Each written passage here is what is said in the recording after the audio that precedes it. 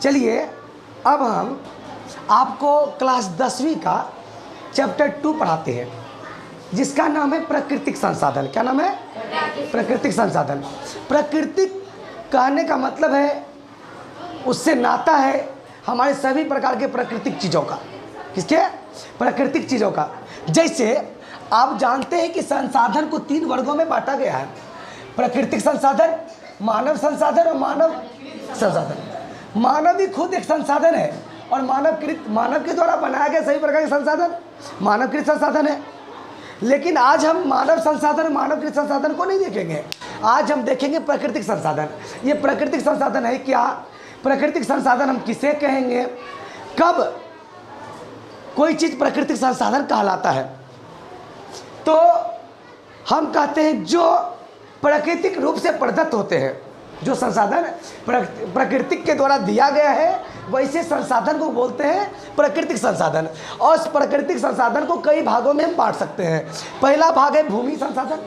भूमि प्रकृति का हिस्सा है, इसे हम नहीं बना सकते, इसे तुम नहीं बना सकते, हमारे समाज के कोई लोग नहीं बना सकते। क्या मानव की तरह इसे बनाया जा सकता है? नहीं। तो यह प्राकृतिक संसाधन का हिस्सा है। दूसरा मृदा संसाधन, मतलब मिट्टी।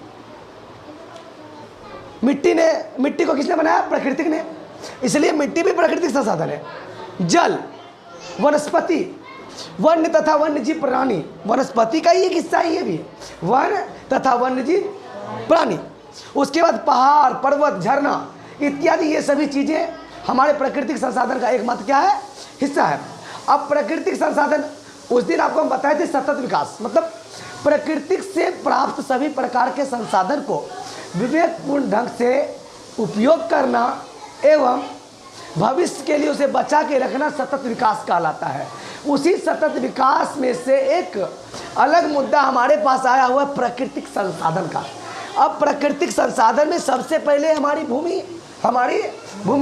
आप भूमि संसाधन को भी देखेंगे तो हमारे भारत क्या, आप अगर मानचित्र देखते हैं, क्या भारत के सभी भागों में एक ही प्रकार का मिट्टी है?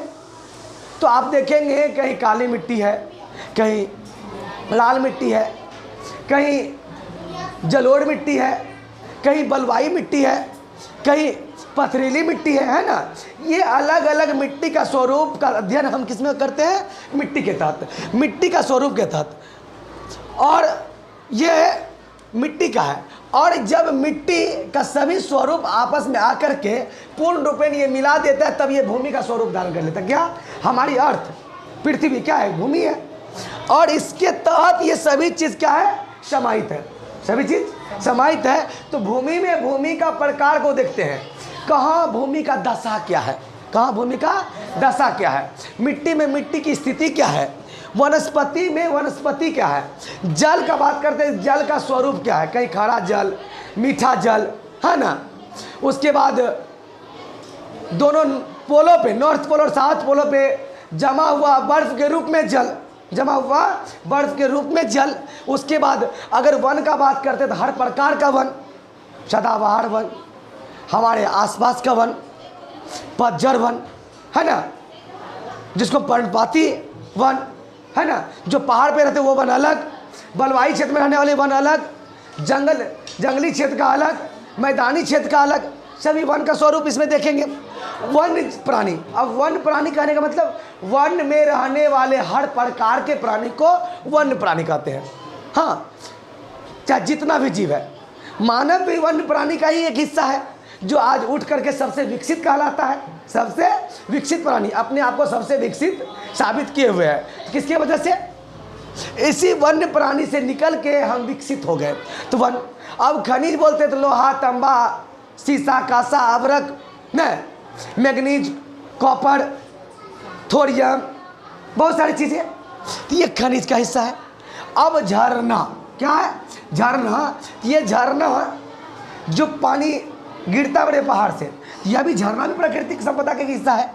पर्वत, छोटे छोटे पहाड़, पहाड़ तो बड़ा पहाड़, हाँ, ये सभी प्राकृतिक संपदा है हमारे। और प्रकृति के तहत जो हम अध्ययन करते हैं उसे हम बोलते हैं प्राकृतिक संसाधन। प्रकृति से आप आज भूमि देख रहे हैं, अब भूमि का बात करते हैं।